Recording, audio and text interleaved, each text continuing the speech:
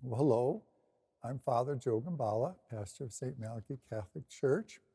Welcome to our series on the saints.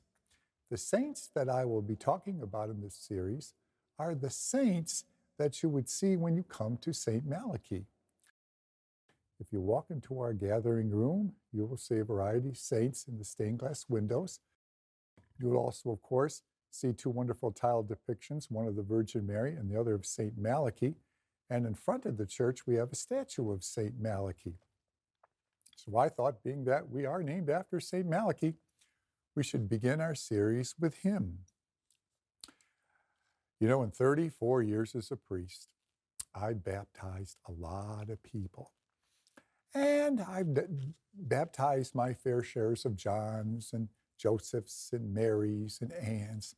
And I've had some more interesting names as well.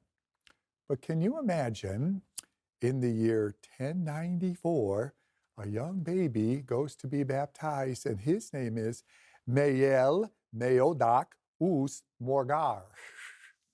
Yes, that was St. Malachy's baptism name. Although names back then in Old English / Celtic would be very strange sounding to us, this was even strange sounding to the people of that time and difficult to pronounce. As a result, when he became a priest and was very renowned for his preaching, they simply stopped trying to pronounce his name and they just called him Malachy. Malachy means the voice of God. And so, because of his great preaching, same is true, of course, for the prophet Malachy in the Old Testament. No one ever knows what his name really was, but they just felt that God was with him, so he must be the voice of God when he speaks. Well, he grew up in Ireland, and there is where he spent most of his life. He went to Rome for some studies and was sent back to Ireland to be a bishop and to help the Irish with their liturgies and the rebuilding of convents and monasteries and churches. Ireland had suffered a great devastation during the Viking period, but now that Viking period was over and the Vikings had accepted Christianity, they had a lot of rebuilding to do.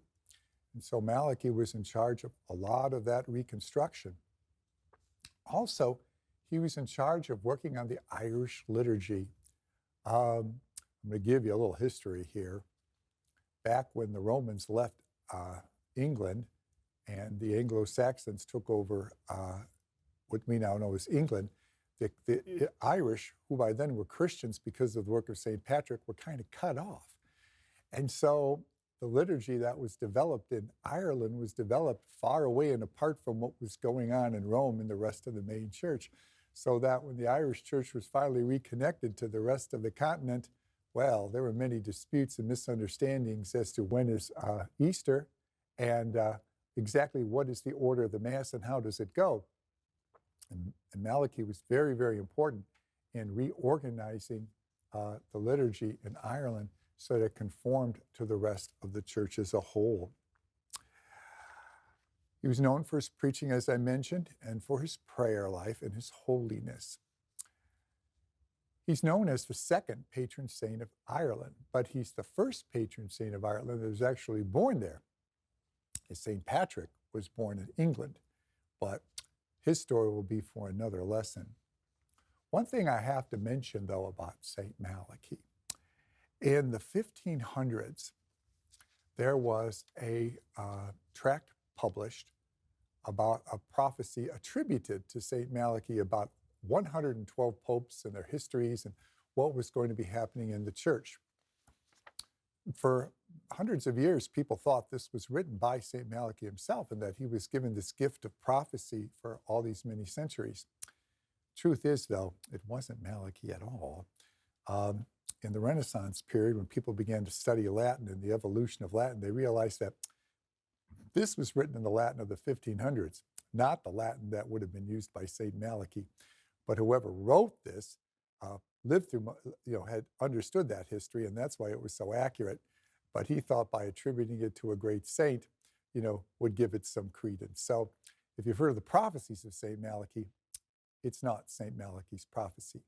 But this much is true.